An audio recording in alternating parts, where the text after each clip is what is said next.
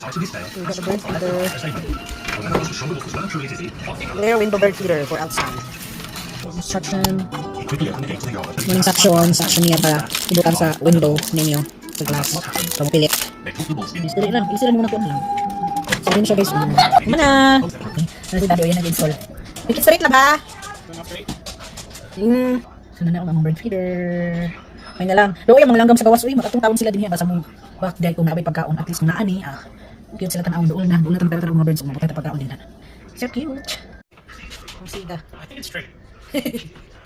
Okay, it's straight. I thought it's a little bit leaning the other side. But yeah, muna lang atong bird feeder. So, muna na siya. Nabutangan na itong tubig. Pagkaon sa birds. So, ara na siya. Atong bird feeder sa atong window. Ara siya. Yan. So, hopefully, makita niyo sa mga langgam mo na pagkaon din eh. So, na ito nila bird seed. We have water. Hindi siya na siya water container. In the middle. Tapos dito ang seeds. So, hopefully, tomorrow, makita sa atong mga langgam. Pero naa sila yung pagkaon. And it's cute na makita natin dahil sila nabatong nagkaon. So, yan siya.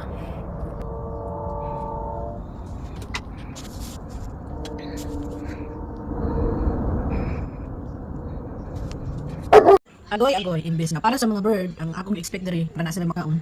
Kinsa ang naa din ha. Oh, ang among brown na manok. Giuna na ang manglanggam.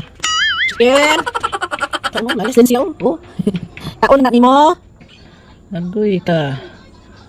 Nasakpan na ang chicken, gihurot na og kaon. Bisa ang gilinyahan din ha, bakit para na ay makaon ng mga langgam kay karon. Uy, pag winter, wakay sila makaon. Magkatungkal sila sa pagkaon sa mga Matias. Gihurot na. Gihurot na nimo. Ang para sa langgam. Ha? Gihurot na nimo. Ito dapat naman ang kanin sila, uy. Upang. Dito sa baba. Sulit ani isa. Yung patong kita nilupad. Nilupad nakikita. Nagiring na po siguro ani ay. Sana naglaig papilit din sa window. Burag. Ako na po siguro na yung sulit button. Uy, ikaw naman para sa langgam ha. Ay mo utang tani. Malingam ang tani manok sa balay eh. Sumanok ka na ng mga langgam mo eh. Doon na sila pag-winter. Patong sila pagkaon sa mga lanok. Ang butang dali upang sila nani. Uy, sulit but na pagkaon sa langgam. Gamay yan. Balik pa dito. Ako lagi bantayan ang sulod. Chicken?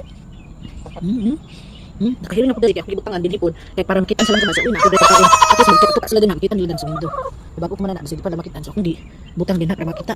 Agoy, ang kinimera ko na una, si Goldie. Si Goldie ang naguna og tuka.